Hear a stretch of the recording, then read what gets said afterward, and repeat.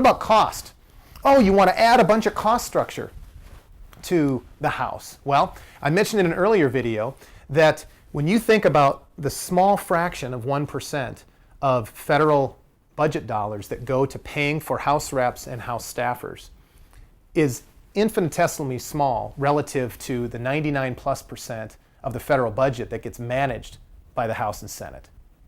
So if we have to spend a little more money, frankly, to have protection against unwieldy government spending, and clearly these bailouts, health care, you go down the list of the wasteful, these pork earmarks that go on. I mean, one earmark session could pay for some additional staff many times over. But as I pointed out in another video, we could convert some of these staffers that right now are unelected and unaccountable and turn them into representatives. And I'm not convinced that we even need to add a whole lot of money to the picture. And I know there's talk of reducing salaries and benefits for some of these representatives, which certainly could help fund some additional representation. So the cost issue, I don't think, has much merit either. And then one of the other big ones is, well, if we double the House, where will we put them all? Okay. Winston Churchill said something years ago very interesting. He said this: we shape our buildings, and afterwards, our buildings shape us. So if we, because of our lack of foresight, which is certainly excusable 100, 120 years ago when a lot of the Capitol was built, if we didn't have the foresight to realize that we needed more representatives, then you know what, that's life. But realize that there's nothing sacred about meeting in Washington, D.C., and there's certainly nothing sacred about all the reps being together at once to do business.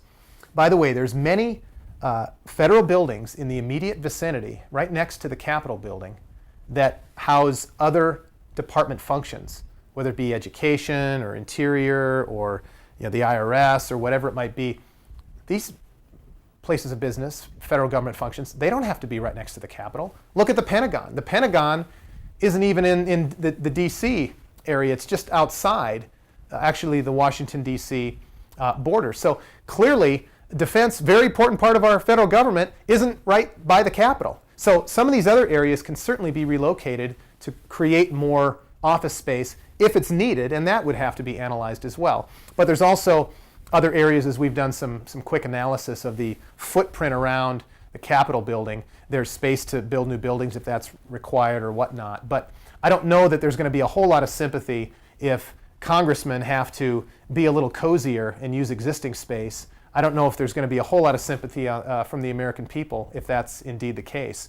Particularly if you cut some of these staffing sizes down, you could fit more representatives in the existing space, even without looking for other buildings. But again, plenty of options. So this idea of where we're going to put them, again, it doesn't really hold a lot of water once you start thinking and analyzing this, which we at Apportionment US have tried to do as much as we can.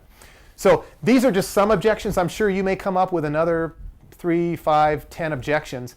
But each of these objections has to be weighed against something very important. It has to be looked at through the lens of what do the American people deserve. Here's what the American people deserve. They deserve equality of voting. And if the convenience of Congress, if some expenses, or the way we've done business, just because we've always done it that way, if these are the things that are standing in the way and excuses for why we can't rethink our House of Representatives, something so core to the Constitution and the founding of this country and the functioning of this country, if we're going to let those things drive the day, rule the day, instead of focusing on the rights of voters, fairness and equity and appropriate representation, then we've missed the mark. That's where we have to start. And then from there, analyzing these things, again, through the lens of what the Supreme Court in Westbury said, which is as nearly as is practicable, we need to have districts that are equal.